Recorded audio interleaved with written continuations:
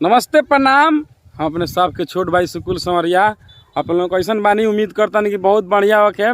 देखिए हमनी के नदी ओराल बानी सब वीडियो बनावे।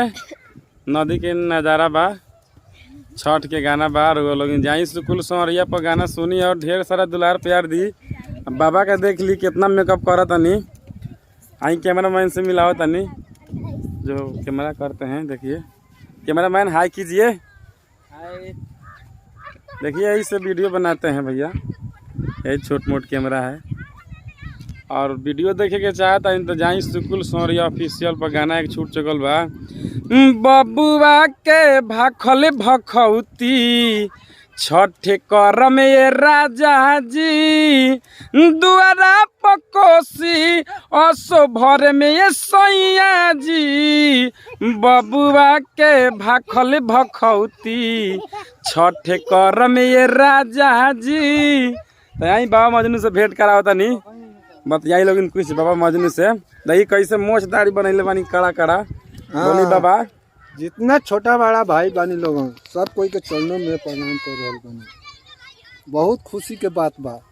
देखी लोगन रोगा लोगन दुलार प्यार दी लोगन कि आवरी हमी के वीडियो बनाई स, कॉमेडियो बनाई स, छोड़ी स। रोगा लोगन के सेवा में हमियो लागल बानी सब कीजिए। रोगा लोगन दुलार प्यार देम लोगन तो हमनी के बहुत आत्मा खुशी होई तो हमनी के वीडियो बनाएम स।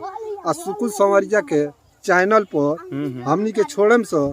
रोगा लोगन देखेम लोगन, सब्सक्राइब बढ़ाई लोगन, दुलार प्यार दी लोगन कि जे बाबा मजनू का दिल खुश हो चैनल बाबा रउआ लोगन चाह दे तो बाबा मजनू बाहन अब तो बूढ़ हो गई बड़े लेकिन रउआ लोगन चाह दे तो जीरो से हीरो हो जा बना सकता नहीं लोगन। और ना तो ना चाहे लोगन रउआ लोगन मान के चाह दे अथाही हो जाए के तो अथा जाम सो। लेकिन ना सारा कुछ बार रउआ लोगन के दुलार प्यार देम लोगन। बाबा मजनू आगे मुके जय जय। चैनल पर नया बाइन तो बाबा के एगो चैनल खोल बा, बाबा मजनू टीम। नया बाइन तो सब्सक्राइब करी, घंटिया दबा दी। आ एगो सुकुल संवरिया बा ऊपर गाना डालने से बना वो भी सब्सक्राइब करी। देखी आज ही लड़का सन वीडियो देखा था लोगिन। वो सब वीडियो देखेला सब बढ़िया लागेला। चलिए रघुआ लोगिन देखी लोगिन। नमस्ते प्रणाम भोजपुरिया समाज। मिलते हैं अगले वीडियो में।